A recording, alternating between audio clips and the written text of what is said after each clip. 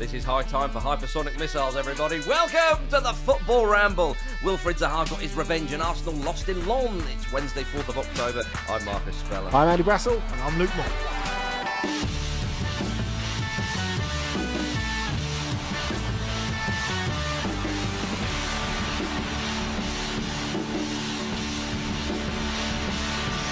Welcome one and all to a wonderful Wednesday here. Thank you very much to Mark Digge for emailing us today's intro line. You can choose the intro line for next Wednesday's show, of course. Just sign up for the Football Ramble Patreon using the link in the show description. And we thought we'd go for a local lad, Luke Moore. Yeah, why not? Do it. Andy's a local lad. We're up in Newcastle at the moment. Yeah, and his constituency. It's Andy's. He does live like an MP, doesn't he? Yeah, he's doing a lot of constituency. Am I the Tony Blair of the Football Ramble? Yeah, you are actually. No, I think he is. Not Blair. You're not giving him Blair. Nah. Who was the one who ordered guacamole in the fish and chip shop allegedly? Yeah. I was going to give I have a separate podcast on which to answer for my mid-noughties crimes. Well, is that right? me and Marcus are very, very grateful that you've swerved the Conservative Party conference to come here today. We know that. Are you calling me a keyboard player from Top Loader? A big part of the year for you, mate. Yeah, exactly. Oh, dearie me. Yeah, we are up in Newcastle, of course, as if you didn't know. But that doesn't mean to say we haven't been watching the Champions League. My goodness. What a night. I mean, I know often. Late December back in 23. Not Yes. December, it's October, you know what I mean? Yeah, But yeah. it was a what a night, wasn't it? It was. It was. Look, Yeah. well, often I sit in front of the Football Ramble microphone and go, "Oh, what about that juicy action last night?" And I'm trying to get everybody going. You should. Last night, genuinely, was absolutely pumping, Andy. From what happened in Berlin to what happened in Manchester, it was all happening, Andy Brassel. And I said to producer Charlie That shambles is better than excellence? exactly, yes, Yes. that as well. But that's the Ramble's motto. Indeed. Well, it kept him from sacking me for another season. Yeah. But I thought, obviously, we saw you earlier in the day at St James's Park, and despite the 5:45 kickoff in Berlin, I said, Andy will somehow be at Union Berlin versus FC Prague. Yeah, he'll find a way. He'll find a way. Yeah, indeed, yeah. But let's start at Old Trafford. Manchester United 2, Galatasaray 3. A crazy game. Manchester United have lost their first two games in this year's Champions League, conceding 7 goals. They've lost 5 out of their last 7. I mean, for the neutral, what an end-to-end match, Yes. first and foremost, at Old Trafford. But another damning performance and result for Manchester United. Yeah, and I think really the winning goal was it in a nutshell. I mean, I suppose you could say there were lots of individual errors, moments by Manchester United that were it in a nutshell. But for me, it was the winning goal. I mean, we'll come to, I think, how amazingly Icardi did. Like, the balls to have that, to put that finish to the winning goal after, 3 minutes after missing a penalty was pretty amazing. That's just him in a nutshell, though. Isn't it? Yeah, Drama I mean, just follows him around. But it's very few players who can put something like that out of your mind. You know, the chance to win at Man United and you've blown it. Oh no, I haven't. I'll just take another chance in a minute. It's fine. But Another one. What you're probably thinking was another one will be along in a minute. Yeah. So Yeah, don't worry possibly. about it. Yeah. possibly. But I think when you saw that the poor ball from Amrabat, headed back by Davinson Sanchez, is one thing. But the fact that he's totally static and thereby plays Icardi onside, I think is United in a nutshell. The fact that it doesn't quite fit. And Amrabat's been put in a position where, I know, like Ten Hag said, oh, well, he could do a job at left back. Can he?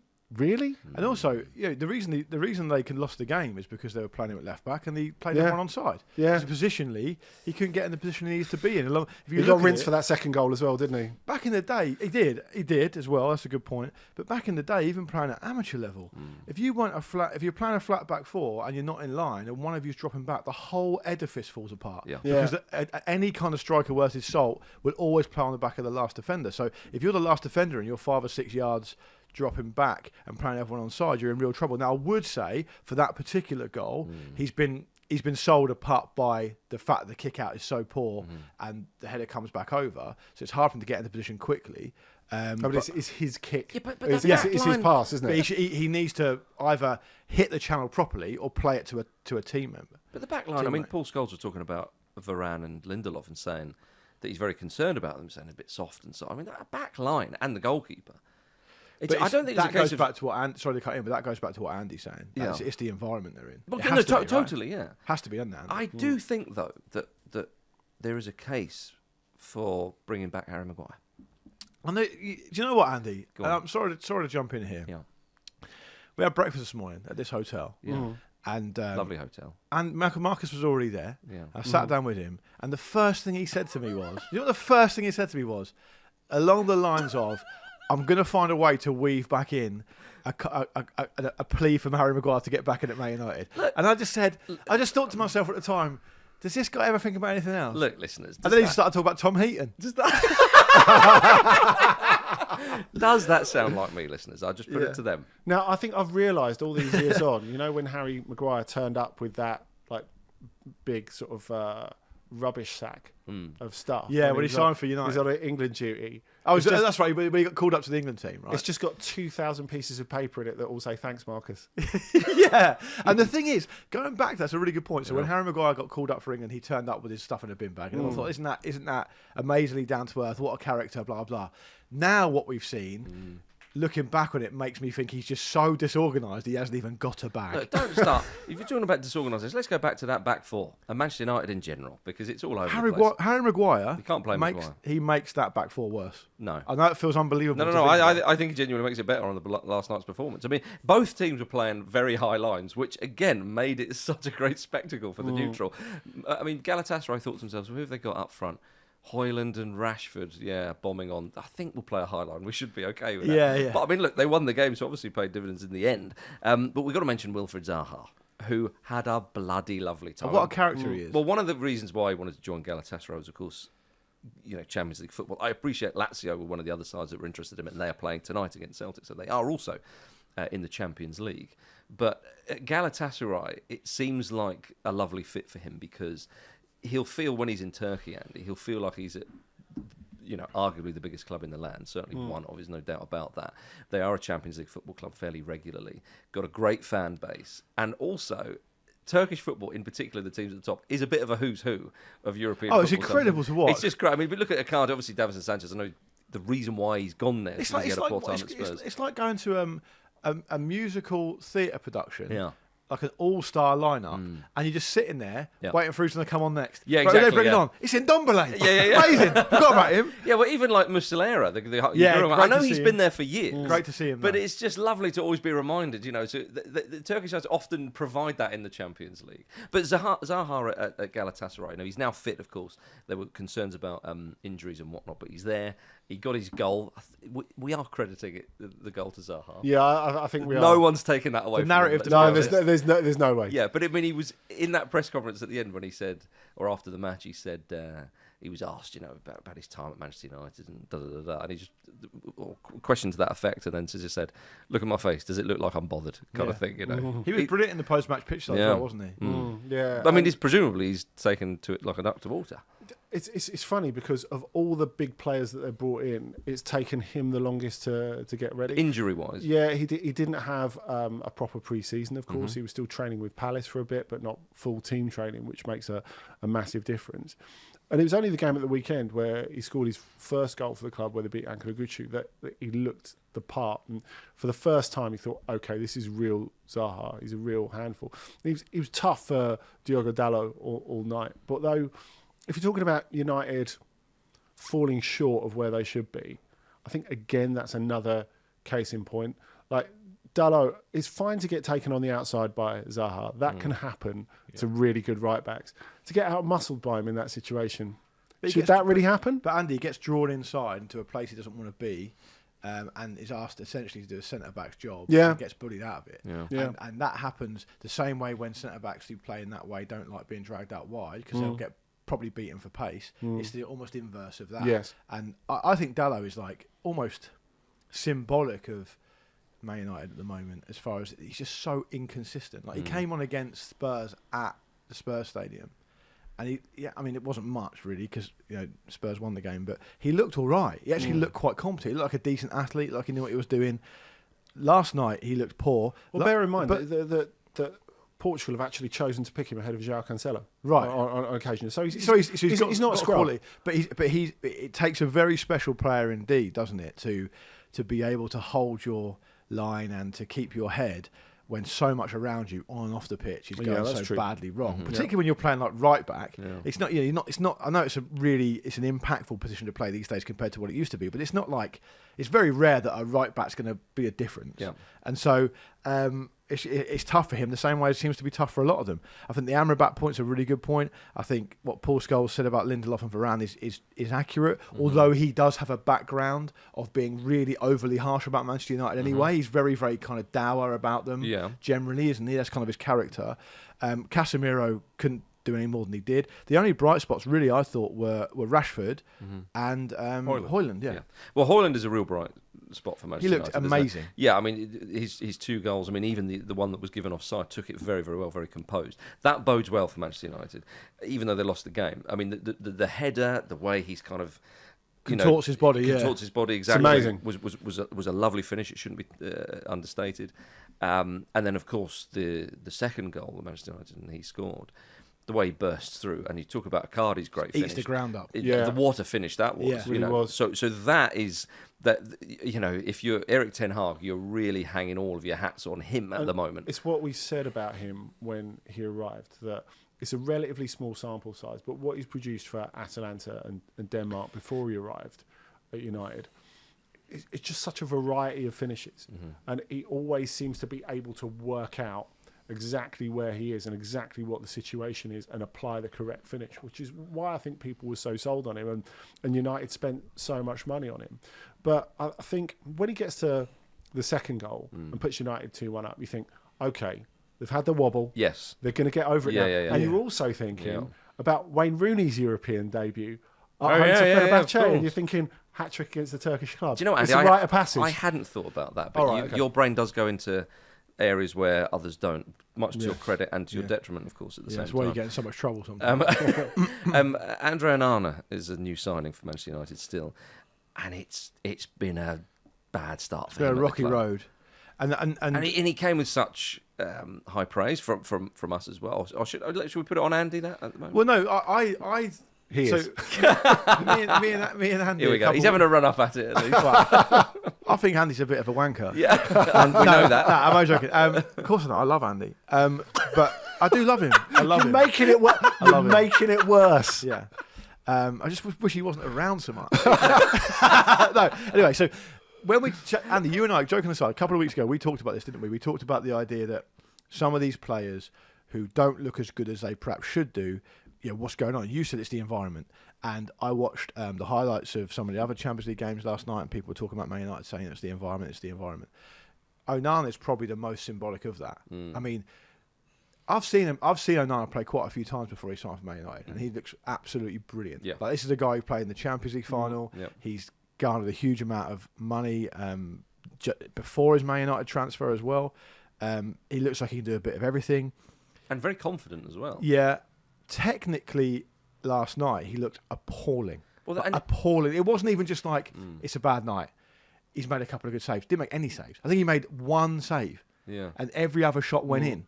And Yeah. then you add the distribution problems to the mix, which directly cost them issues. And bear in mind, one of the penalties, one of the shots he would have faced was a penalty that wasn't even on target. So it could have even been a lot worse. Yeah. He looks a shadow of himself, and I think when you fold that into everything that's happening at United, both on and off the pitch, on the pitch they look like strangers. And they've sometimes got good enough individual players to bail them out, like a 1-0 win against Burnley or whatever. And that's a long-term issue for them, isn't it? The only other win they've had in the Premier League was like life and death with Nottingham Forest. Yeah. Where they come out the right side of it. The off-the-pitch things aren't just off-the-pitch things. I'm not going to kind of gloss over them. These are serious criminal issues, potentially, off the pitch. It looks really, really tough. And so on one hand, it's a bit like, has Onana adapted to the Premier League very well? No, he hasn't. Has he had the chance to adapt well? Probably not either. Yeah. So it's kind of half him, half not him, I suppose. I find it like, just how do you fix this situation at Manchester United? And I think it's going to take a lot longer. I think, again, we bang on, as everybody does, about, last season under Ten Hag. And you thought, okay, they're going somewhere. Ten Hag is now looking a bit lost. And he cuts quite a tragic figure now. And people are now saying that, if it carries on like this, is his job under... scrutiny. Well, I mean, it always is going to be at a club like Manchester United. Of course. I mean, I think the thing that works in his favour is that they're not but they're a bit dysfunctional upstairs. Yeah. And that probably works. It's another part of it. Yeah, the ownership thing. No, that's arguably the massive part of it. From top to bottom, isn't it? Yeah, but it starts at the top.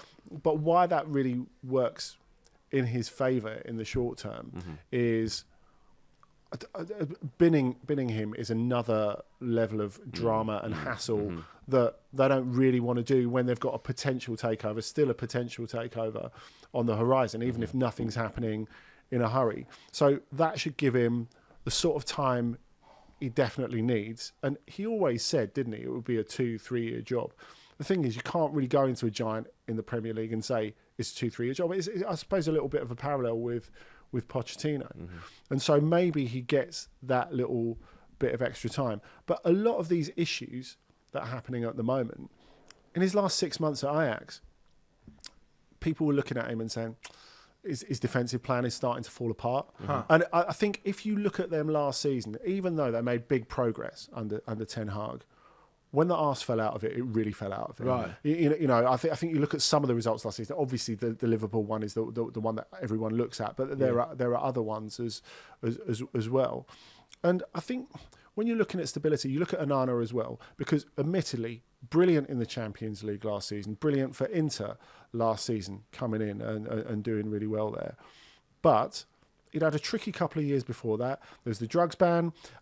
He fell out. The move that he was going to go to France. He was going to Lyon, and it fell through. Falling out of the Cameroon squad. Fell out of Cameroon at the World Cup. He was out of the team at Ajax for quite a long time.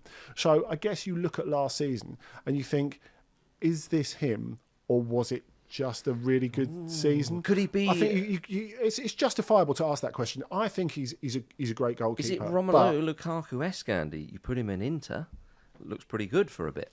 Yeah, take him everywhere else. The right conditions and maybe all that sort of stuff. I just think going back to the Ten Hag thing that you started with, Andy.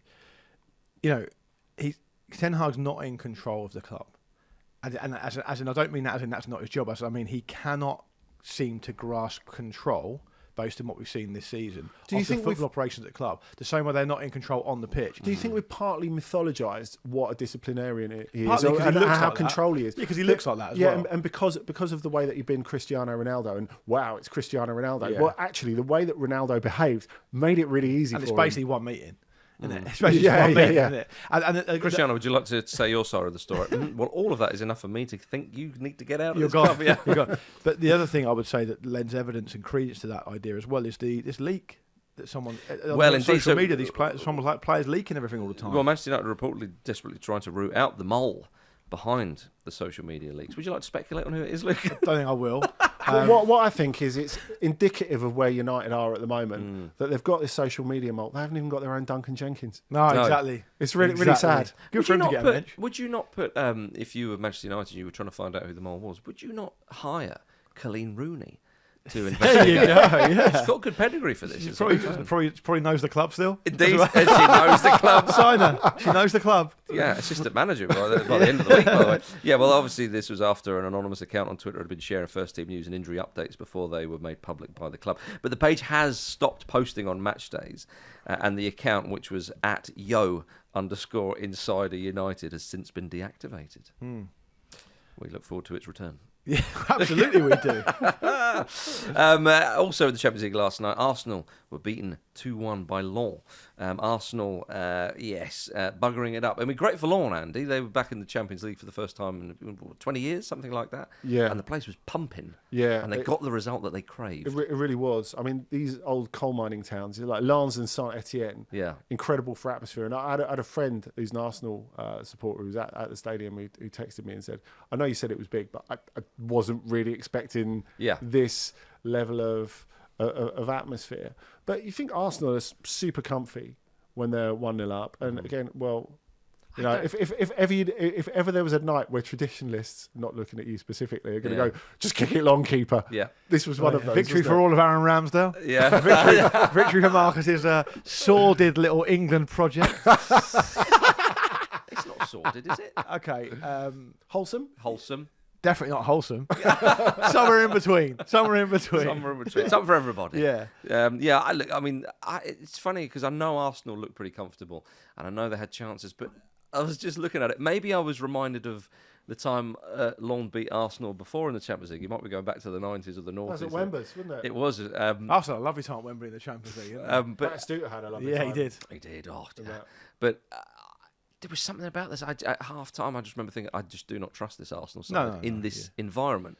And I still think that Arsenal in Europe under Arteta, it's not a huge sample size, but there's just that sort of little bit of brittleness. Now, I know this is only one result. You know, they looked pretty good against PSV the other night or the other week. That was a kind of washout, really. Yeah, it was, yeah. It wasn't a test of any sort. No. But this is where the crowd makes such a difference, I think, because everyone in that stadium, bar the smaller away man, it was a great atmosphere, and those Lens players were so up for it, and the 2 goals they scored were beauties. Was it the Thomason goal with the shape on it? Yeah, That was an absolute beauty. but the assist, Yeah. the assist for that, Yeah. was unbelievable. Yeah. The sort of the off balance, and Yeah. then managed to get. That was why you scored the second goal. So Yeah, it was, what a night he had. Yeah, really, really, really good. Especially as he got bollocked by his coach for not putting in a shift at the weekend. Well, he certainly Very- repaid very- him, very- Andy. For the Arsenal game, lads. Exactly. But it was amazing because Thomason, he missed a sitter of a header when it was still 0-0. Then he gives the ball away to Saka, so Saka can set up Gabriel Jesus, and then he scores a goal that's far more difficult finish than the one he fluffed in the first place. Yeah, and it was a good end-to-end game. And look, on another night, Arsenal put 1 or 2 of those chances away. But again, just the whole atmosphere and the whole feeling around it, it was all set up for a Lens victory. Easy to say that after the game, of course. Well, I suppose it's worth projecting forward in the group and saying PSV and certainly Sevilla are quite big atmospheres as well. So it's something One end to that game as well. I mean, again, there was just drama everywhere last night. In the Champions League. And it's something we talked about when we were at St James's Park yesterday, wasn't it? Like that sense of a young team having emotional control over an occasion. It's something that like Eddie Howe was banging on about in his press conference yesterday as well, wasn't it? It was. And look, a sloppy result can happen in the Champions League. Yeah.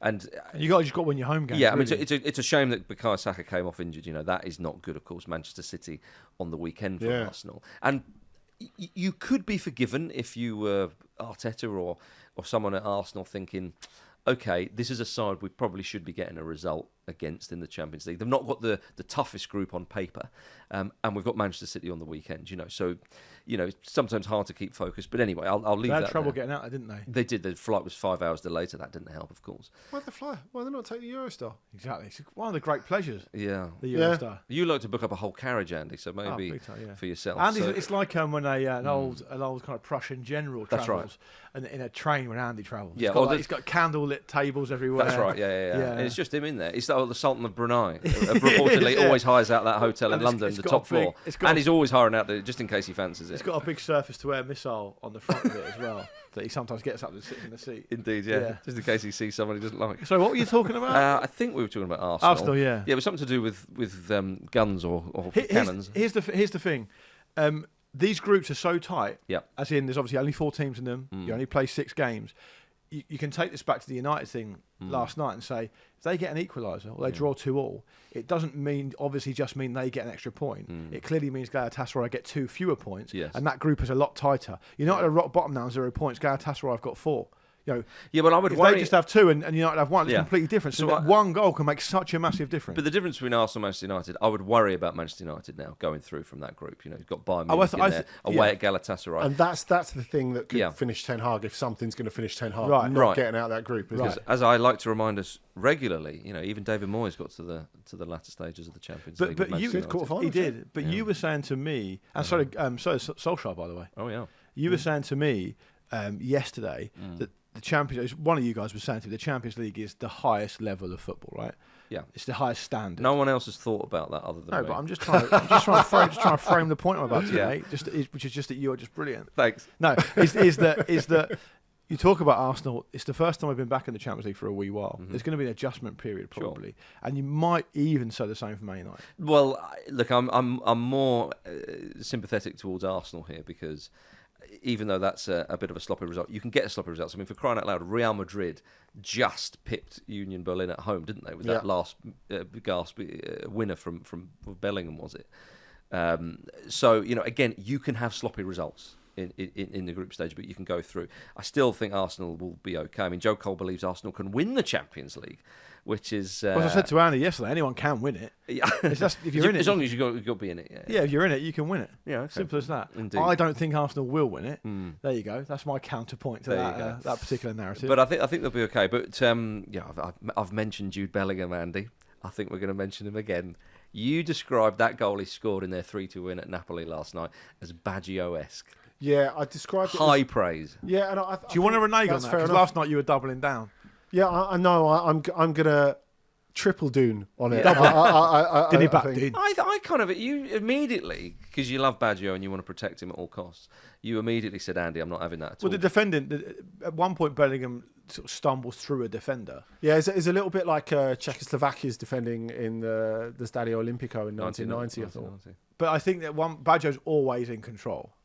I think Bellingham was. I do as well. I think it's quite a modern goal in the sense of... What does that mean? Well, in the sense of you can see Anguissa going towards him and thinking, am I going to take him out here? No. And he just raises his hands like that. A little bit like Ayala on Owen in St Etienne in 98. See, I'm getting all your best references in here. And big Michael Owen fan. But he is in control of it the whole way. And the finish at the end of that is... once he gets himself around Ostergaard, it's unbelievable. Would you call it a finesse finish, Andy, if we're going to use modern references? Yeah, go on then. It was stroked, wasn't it? Yes, it was, yeah. Yeah, stroked. It was a lovely one. They're actually comparing him to Maradona and Di Stefano in the Spanish press this morning. When I see Bellingham play, I can't stop myself thinking I think he might be the best player in the world.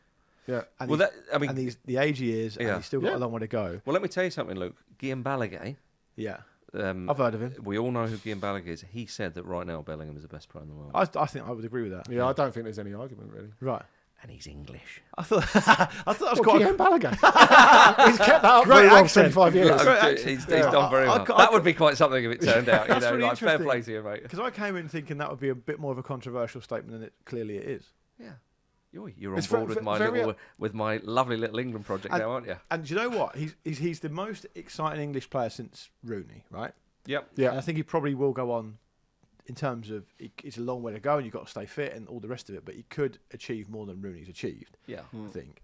But the thing I find about Rooney is that Rooney never quite got the global superstar recognition that he deserved, I think because Ronaldo and Messi. Of the way he looked.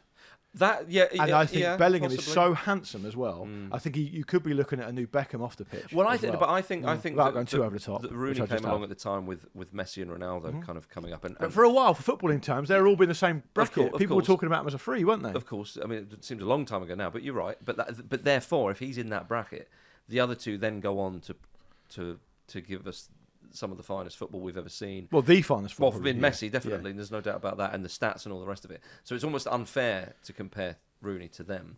Whereas at the moment, Bellingham is there. You know, you think about some of the Galacticos, you know, who Kroos and Modric don't often start for Real Madrid anymore, you know, in those kind of positions. You think of some of the other big hitters in football. The ground is there. The Ballon d'Or is up for grabs, Andy.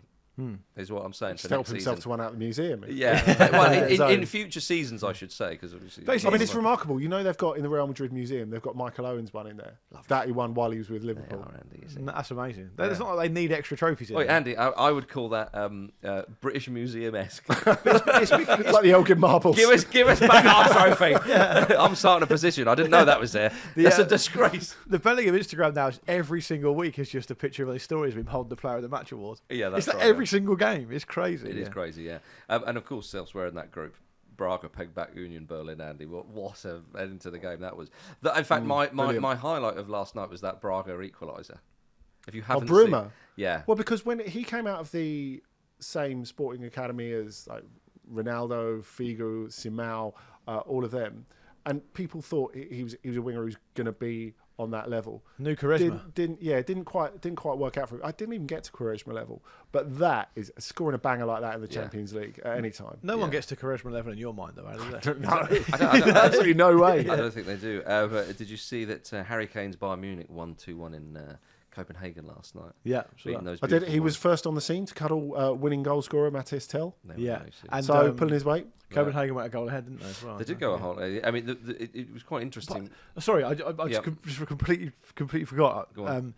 Thomas Muller's physicality for that tail goal was probably my highlight of the night. I think the fact that he didn't panic when 99 out of 100 players shoot.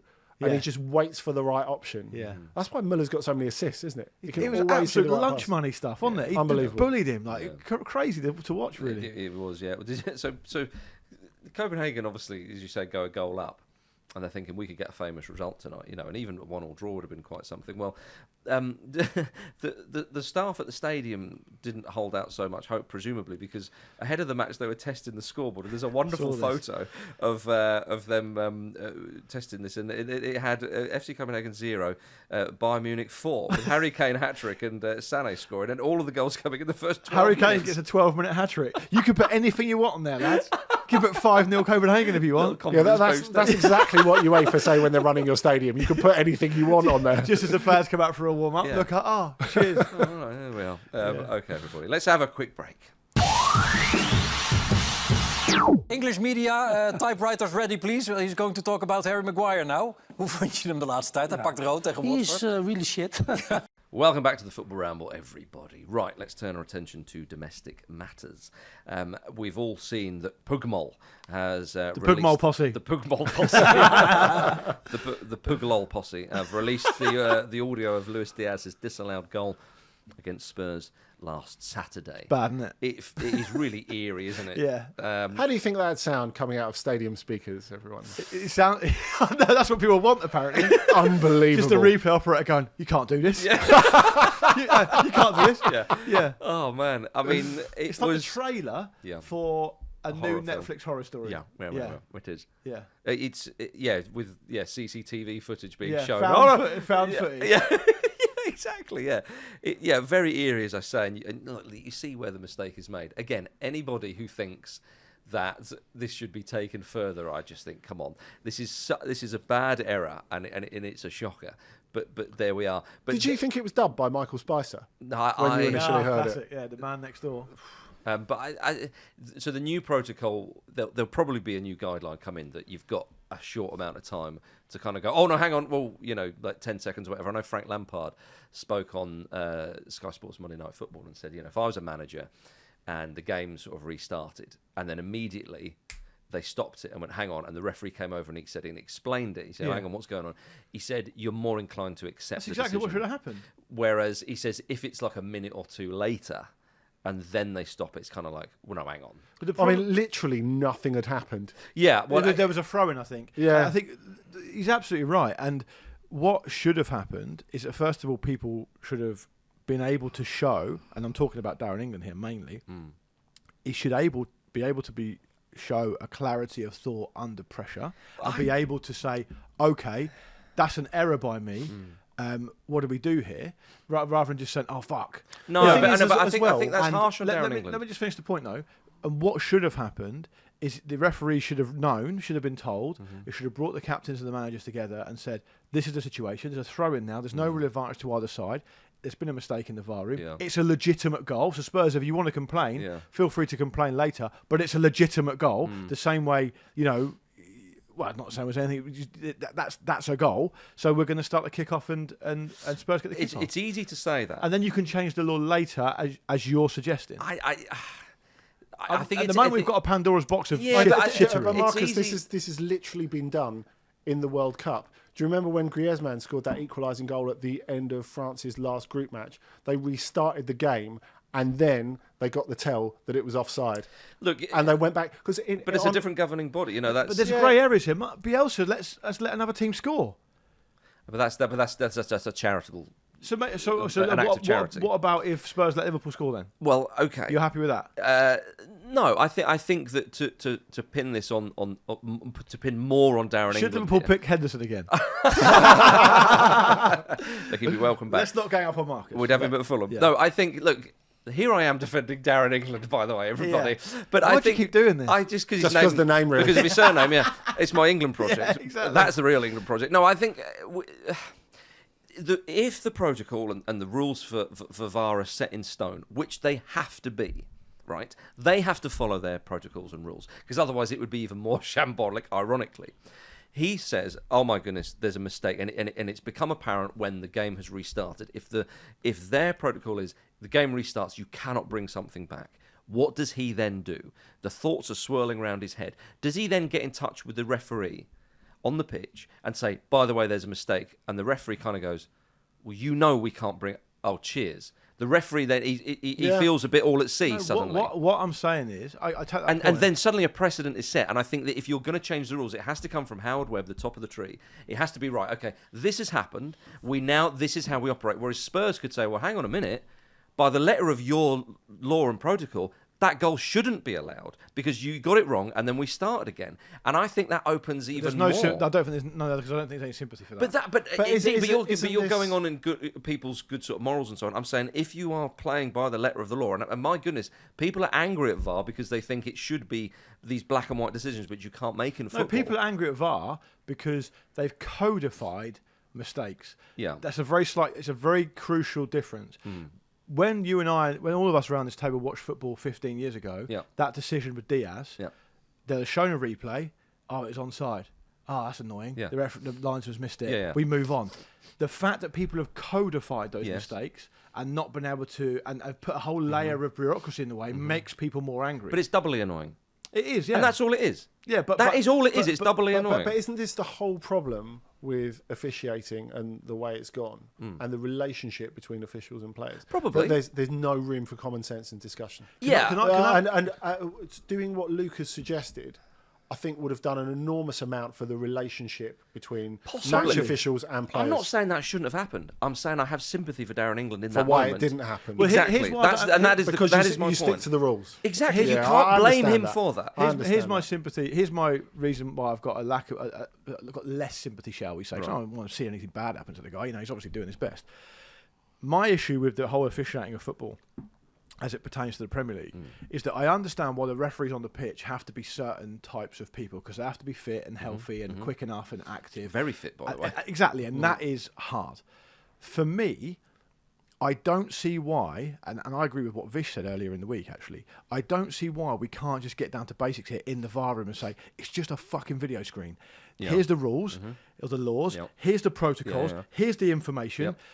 I would be far more comfortable based on what I've seen so far, and this is perhaps a little bit controversial, but based on what I've seen so far, which is dreadful in the VAR situation, I would rather take some people from another industry, like fucking air traffic controllers, who can work under pressure with a lot of information, make clear-minded decisions about what should happen under pressure in the moment quickly, than these absolute morons who can't do anything under pressure and then just complain or cry or whatever. I think you're harsh saying absolute morons under pressure. No, but you need to be able to do it under pressure. The same way, if Andy goes on telly or you're up on stage doing a live theatre show, you have to be able to do it under pressure. That's what you're being paid to do. And if you can't, you shouldn't have to be sacked. You should step aside and find someone that can do it. And they don't need to be fit and healthy and active. They don't arguably even need to have that much of a knowledge of football. They just have to apply a set of laws under pressure in a quick time. That's it.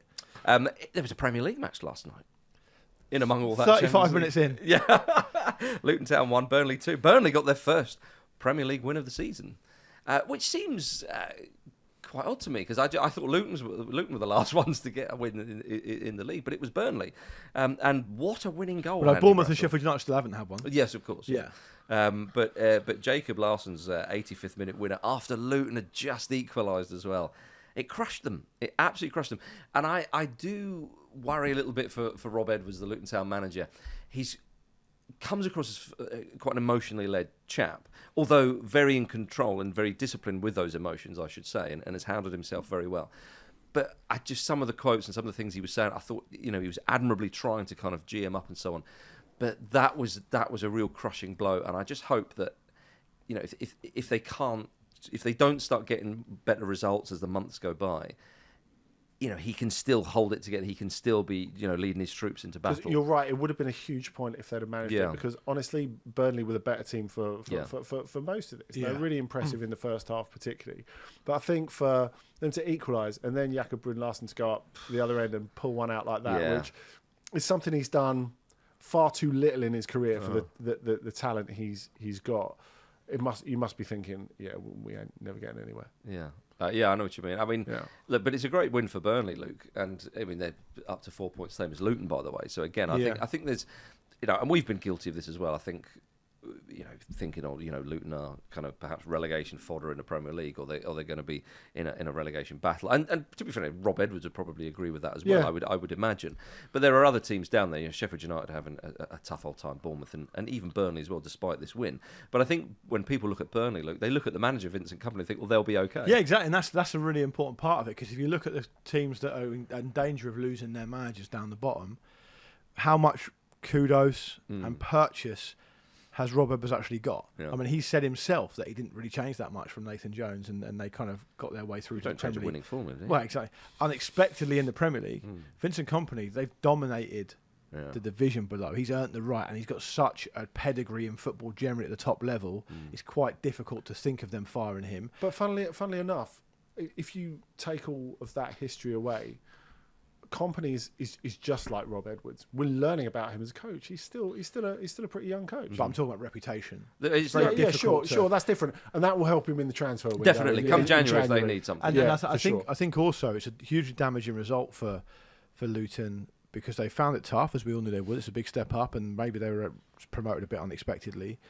If you don't win at home against your fellow promoted teams, it just feels bad. I've been in that situation before, supporting the team I support. It's just you every single fan leaving Kenilworth Road last night will be thinking, if we can't beat that lot, we're in big trouble. It's fine to write off a home defeat to a Liverpool or whatever. It's a very, very different thing.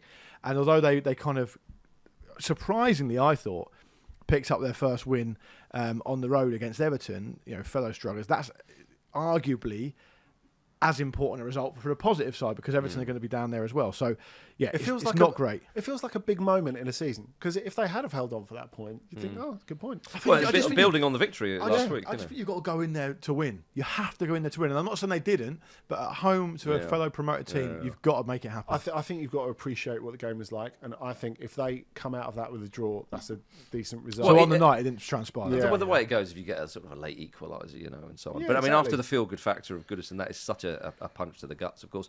But great for Burnley, though, we should say. They'll look to build on that. I don't think we should be endorsing or supporting or further encouraging Vincent Kompany's touchline outfits, though. No, that is a really concern. Strange, like white t-shirt, slightly too small blazer, and a baseball cap.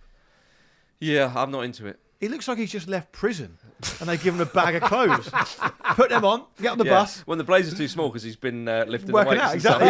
That's what he came in on. Yeah. I know what you mean. But I do think it would be interesting if they are struggling. If they need to make a few signings in January. But how big a pull is Kompany, and how much influence does he have? Are we thinking if Grealish hasn't had that many minutes in the Man City shirt, get him in on loan for Burnley? That would be quite something. Bit Cole Palmer. There you go. Is he still a Man City player then? I don't know. So there we are. Well, look, we're going to turn our attentions back to the Champions League, everybody, because tonight Newcastle United, the Piff Posse themselves, host Paris Saint-Germain in a big one at St James's Park. It's Newcastle's first home Champions League game since 2003. How about that, Luke Moore? I'm excited for it. We're going to be at the game. Should be an amazing atmosphere. Do you think Mark Ashley will be at the game? Welcome. Yeah, bring him out before the game. So nice to see you guys doing well since this afternoon. Minute silence for him. When we're in St James's I'm Park not dead, yesterday. but your regime. Minutes silence for your regime. Minutes applause? Nah. I'm pretty sure we saw his soup cauldron yesterday, didn't we? Yeah, we did. We did at the club, His famous soup cauldron. Well, certainly a place where he could vomit quickly if I was going to say, it was full of WKD. I think we covered this on the show yesterday, and if you're listening to this today and you haven't heard yesterday's episode, I encourage you to listen to it, because we recorded from St James's Park, and it was great to be there and see the build-up. I'll just repeat what I said yesterday very, very briefly. They have to play the game. They can't get in their heads about playing PSG. They can't get in their head about the atmosphere. They have to channel the support, the atmosphere. I was walking down the river earlier, last night, and they're belting up the Champions League anthem on the river. Yeah, it's a big deal. They had the drone that show wasn't them, over. though. I mean, that was... So who do you mean? I mean, it was TNT the Sports, broadcasters are doing it. The broadcasters are doing it. But I'm just saying they're projecting on a massive... Yeah, but the way you were saying it was like Jimmy Nail and his mates, Could have been involved. He'll be there. That'd be nice, wouldn't it? Imagine if we sat next to Jimmy. Yeah. That'd be great. I'll tell you what. Would you do? Bet crocodile shoes with him? I don't know any others. It's got to be Big River tonight. Come I on. don't love nobody else. She's lying. Yes! Oh my goodness! Look, as we do though with any kind of musical interlude in the show, you lead and I back you up. He's lying. I'm just going to do that to the end of the show. If they're not, Temptation. No, not that one. if they're not coming out to Let's Get Ready to Rumble, there's something seriously exactly. Yeah. Yeah. wrong. Or maybe you If say he was that a for bit- match day 6. Well, I just think if Yeah. I looked over and he was watching the documentary, the Newcastle documentary on the iPad, and there was Amanda Staveley, then I would lean over and go, "She's lying." I would love Newcastle to get a fine for, instead of playing the Champions League anthem, playing Let's Get Ready to Rumble by PG and Duncan. Oh, come on! We'd all chip in. We'll do a Just Give Him for that. But it does I don't need the feel. money.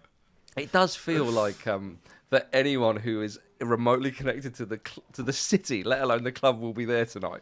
Oh, it's going to Yes. be brilliant. Yeah. It's going to be amazing. And look, I said yesterday, I think Newcastle might win. I think they might channel that atmosphere. Well, and Edward Howe said that they must contain their I emotions. totally agree with that.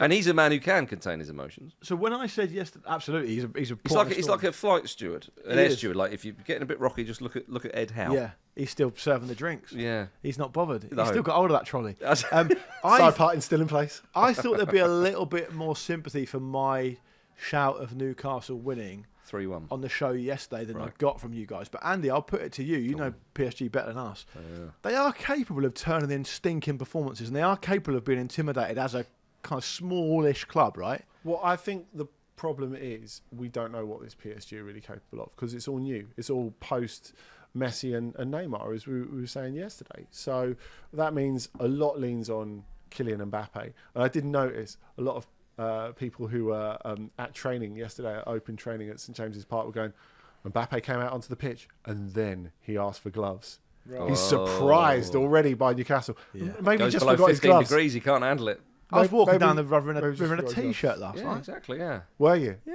Maybe nothing you should else. be leading the line for Fucking- PSG. Fucking freezing, hypothermia. I was in the hospital Yeah. all night. Yeah. He took the T-shirt off and they projected the Champions League images onto Got a it, big NUFC Yeah. around the belly button.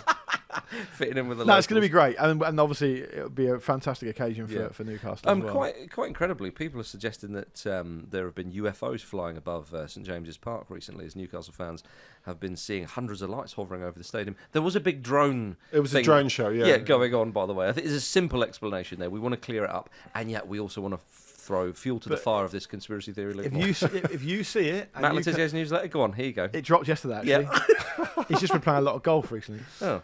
If May you I see- suggest you need your own pod for this, in Yeah. your words? I think I probably do. Well, with Matt. we've got Ramble Uncut today, so Yeah, there's your nice. shout. All right, yeah, I'll fire it up in a minute. If you see something near and you can't identify it, in theory, it's an unidentified flying object, so it is a UFO. That's right. So Yeah, at the time, you're probably right. It was it's a either UFO. a drone or a helicopter. Probably, yeah. You know. Yeah. Now you're Um, talking about Keegan again. I am talking about Keegan. Do you think he'll be there? I love it if they said to Keegan, "You can come, Yeah. but you've got to do that pose behind the advertising board that you did against Liverpool all game, It's a bit miserable. and you isn't can lift your head if there's a chance." it? Okay. Well, we shall see. You mentioned Kieran Trippier. Could be an interesting battle between him and Kylian Mbappe. He said his kids are more bothered about Mbappe than they are him, aren't they? It's a ploy. Oh, is that right? Yeah. I think there's something going on there, Andy. He's going to strap a little weight to his ankles. But that's a tasty one, though, in theory.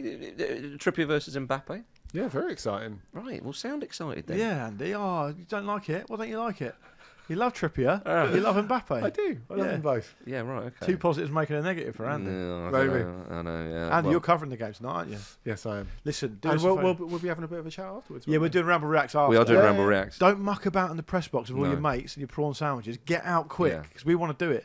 Do you refer to Prawn them? sandwiches. I will draw you back to Mike Ashley is now left. Oh, okay, right, yeah. Do you refer to them? Well-known, generous provider of facilities. Of course, there was a great story, wasn't there, about how the executive lounges at St James's Park were so poorly stocked and so poorly maintained under Mike Ashley that the head of catering asked for a new cheese boards, and Mike Ashley said no. You can't have them. No. It's like people pay to come and have cheese boards. He's like, no, you can't have them. Yeah. So the head of catering had to sneak down to the press area, nick a couple of the desks and repurpose them as cheese boards. You know about what I'd have that? used? The Fulham ones. I'd have used Sports Direct mouse mats. Would you? Yeah. Free advertising as well, Look, isn't it? if you love cheese, again, get down to Fulham. You've got those championship-winning ones they were selling the other day. They were, exactly, They'll yeah. be, Really? Lovely little wooden seats as well. It's all made for you. Speller had his Victoria sponge out, didn't you? Oh, I tell you what. Get your sponge out for the lads. They were charming at me.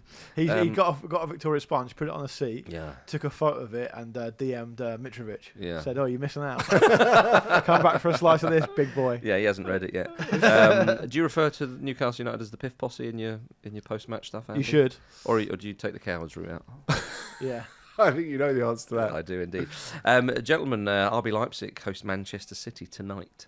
Well, I won't be watching that because I'll be at the Newcastle game. Yeah, I'm not interested. So, something we've never seen before. A first for the Champions League. That's Leipzig right, yeah. versus Manchester City. Yeah. Routine 3 or 4-0 victory for Manchester City, do you think?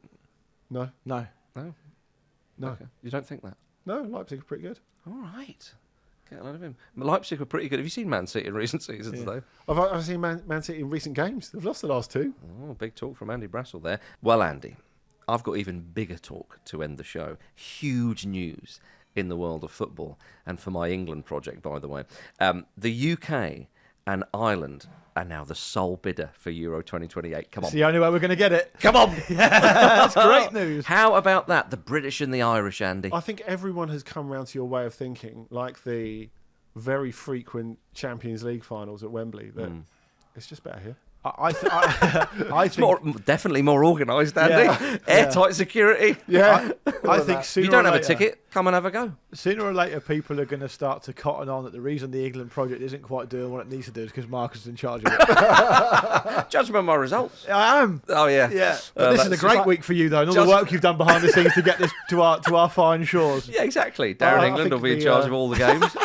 The motto for the bid is you going, I got in and it was fine. Yeah, Yeah. exactly. Yeah. I didn't see anything wrong. Nah. So why did you? Yeah. Turkey have withdrawn their bid and will focus on Euro 2032, which you have to say is a good move for them. Step aside, brothers. They're going to merge their bid with Italy, apparently, which is quite an interesting one. I liked it when it was all around Europe. That seemed like quite a nice idea. It wasn't as bad as I think people thought it was I going to be. quite enjoyed it, yeah. But Turkey and Italy with a joint bid would be quite interesting. I'm partly biased because I was at the England-Denmark semi-final, which is one of the best atmospheres I've ever seen at a game. Yeah, It's so good. Yeah, that's the kind of thing we can provide, Andy. Uh-huh. So you want to start wrapping your hand on this European nonsense. Get yourself to some good British beef. Exactly, yeah. And Irish. And Irish beef. They're as well, involved as well. So both bids still need official approval by UEFA at a meeting of its executive committee on Tuesday. Some people are saying it's just going to be ratified on Tuesday, and that's that. Why on earth do you need a Got to meeting? host it somewhere. Exactly, yeah. I can imagine the UK and Ireland delegation walking in, just going, "We're the only game in town. Yeah. Get on with it." Yeah, and they see a Spanish guy walking up the corridor. Quickly, now, ratify it now. Elon Musk walks in. Yeah, Mars. Oh, dear me. Well, there we are, everybody. Thank you very much for listening to the Football Ramble, part of the Acast Creator Network. We will be back tomorrow with a Ramble Reacts from St James's Park after Newcastle's first Champions League game at home in over 20 years. But, of course, Patreon subscribers, don't go anywhere. Keep listening for Ramble Uncut. If you're not signed up yet, get over to Patreon by hitting the link in the show notes, of course. And big news, you can now access and download all of our ad-free shows and bonus Patreon content on Spotify. So there's absolutely no excuse not to sign up. Yeah, it's worth mentioning that a lot of people were saying that they use Spotify to listen to their podcasts, and if they can't get it through there, they're not going to sign up to Patreon.